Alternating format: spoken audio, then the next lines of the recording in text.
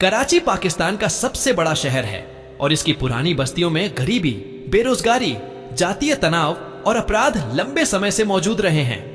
इन्हीं हालातों की आग में एक नाम धीरे धीरे ऐसा उभरा जिसने कई वर्षों तक कराची की सड़कों और अखबारों को हिलाकर रखा।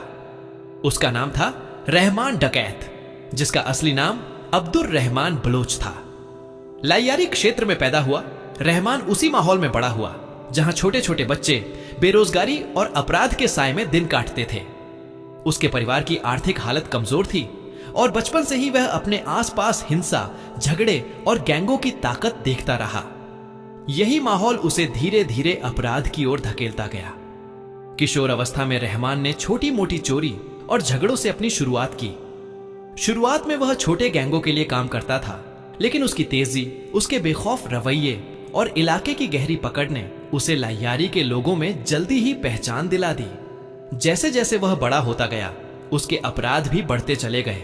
उस पर डकैती, फिरौती, हथियारों के कारोबार और कई हत्या जैसे आरोप लगने लगे। कराची पुलिस और मीडिया ने उसे शहर के सबसे खतरनाक अपराधियों में गिनना शुरू कर दिया। कराची में दो मुख्य गैंगों की टकराहट लंबे समय से चली आ रही थी और नए सदी के शुरुआती सालों में यह गैंग वॉर एक खून खराबे में बदल गया था। इसी संघर्ष में रहमान, डकैत और अरशद पापू जैसे नाम सुर्खियों में आने लगे। लाइयारी गैंग वॉर के दौरान रहमान ने अपने गैंग को संगठित किया, हथियारों का भंडार बढ़ाया और इलाके में अपनी पकड़ मजबूत की। उसकी टक्कर का सबसे बड़ा नाम था अरशद पापू, जिसके साथ उसकी दुश्मनी कई सालों तक चली और जिसमें दर्जनों लोग मारे गए। इस गैंग वॉर ने आम लोगों को भी भारी नुकसान पहुंचाया। रहमान डकैत की छवि सिर्फ एक अपराधी की नहीं थी, बल्कि दो ध्रुवों में बंटी हुई थी। एक ओर कानून और पुलिस की नजर में वह एक बेहद खतरनाक अपराधी था, वहीं लाइयारी के कुछ गरीब परिवार उसे अपने संघर्षों का सहारा भी मानते थे।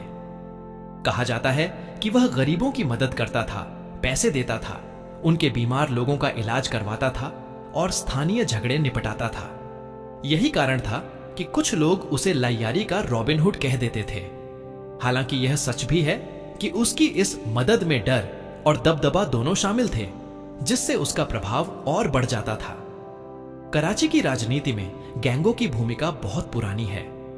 कई राजनीतिक दल चुनावों में और अपने प्रभाव को बढ़ाने के लिए गैंगों की शक्ति का उपयोग करते थे। रहमान डकैत के भी कुछ राजनीतिक गुटों से संपर्क होने की बातें अक्सर सामने आती रहीं।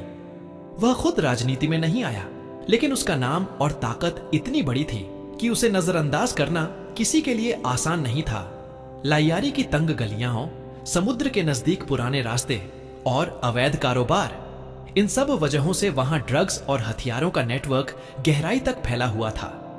रहमान का गैंग भी इस अवैध कारोबार में शामिल बताया जाता है, जिससे उसकी आर्थिक ताकत लगातार बढ़ती रही। उसकी पकड़ इतनी मजबूत थी कि कई बार पुलिस के बड़े ऑपरेशन भी उसे पकड़ने में नाकाम रहे। वह कई एनकाउंटर्स से बच निकला। उसके वफादार लोग, गलियों की जानकारी और हथियारों की उपलब्धता उसे हमेशा सुरक्षित रखती थी। लेकिन अपराध की दुनिया में हमेशा एक अंत जरूर होता है। 2009 में पुलिस ने एक बड़े ऑपरेशन की घोषणा की। जुलाई के महीने की 27 तारीख को पुलिस और रेंजर्स ने एक विशेष कार्रवाई में रहमान डकैत को उसके 3 साथियों के साथ मार गिराया। पुलिस के अनुसार उसे एक छिपे हुए ठिकाने पर घेरा गया था और गोलीबारी में वह मारा गया। उसकी मौत की खबर ने कराची में काफी हलचल मचाई। कुछ लोग राहत महसूस कर रहे थे, तो कुछ लोग जो उसे अपने क्षेत्र का रक्षक मानते थे, दुखी नजर आए।